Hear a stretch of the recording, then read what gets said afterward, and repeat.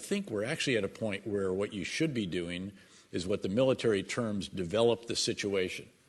Just see what, build the organizational architecture, put a brigade command post up north of the border of Syria with Turkey, have it organize, plan, do the logistics, apportion the assets to support an effort to retake Raqqa, take away the capital of the Islamic State. This also clearly shows that the Islamic State is losing, which is hugely important because it's a heck of a lot tougher to recruit would-be suicide bombers if you're a loser in cyberspace than if you're seen as a winner.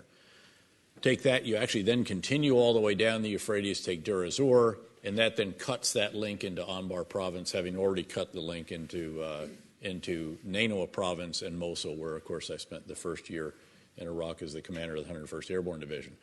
You do that, and you actually see what you can do, because we have been so limited in what we have supported in the past that we've never really gotten a feel of what will they do if we really enable them. We do have that feel with respect to the Syrian Kurds. We built it around Kobani when ISIS impaled itself on Kobani, paid a very, very heavy price for doing that.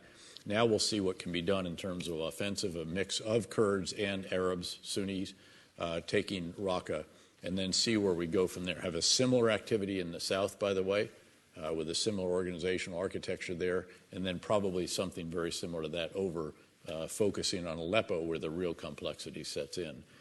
Can there be something negotiated at the end of this? Perhaps so. But very clearly, regardless of what outcome you want, I don't care, you name the outcome, I will then tell you you have to have a competent, capable, sizable Sunni Arab Syria force. And without that, you're not going to achieve anything. And that's something we've been very reluctant to support all along. We have wanted them to fight the Islamic State. They want to fight Bashar. They're getting bombed by Bashar. So they're fighting in several directions, and we've been a little bit of an uncertain trumpet during some of that time. The concept that guides the U.S.-led coalition effort to respond to these situations has to be a comprehensive civil-military effort, not a narrow counterterrorism effort. There are some situations in which precision strikes based on very, very good intelligence, surveillance, and reconnaissance can indeed disrupt an extremist organization. You do see that in western Pakistan, obviously, in North Waziristan when it comes to al-Qaeda senior leadership. But keep in mind that you have to continue to do that. That is never ending unless you change the situation on the ground that they are indeed exploiting. But most cases, it's going to take much more than that.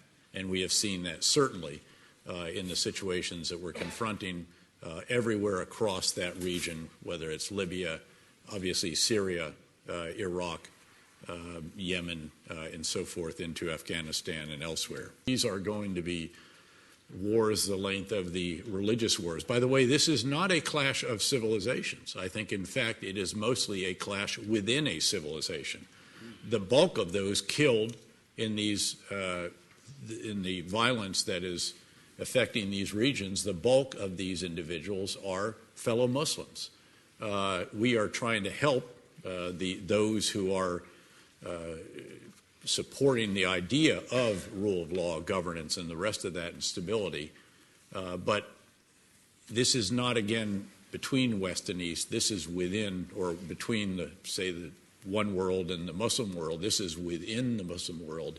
And that highlights the crucial importance of having Islamic states and Islamic partners as well as part of that coalition.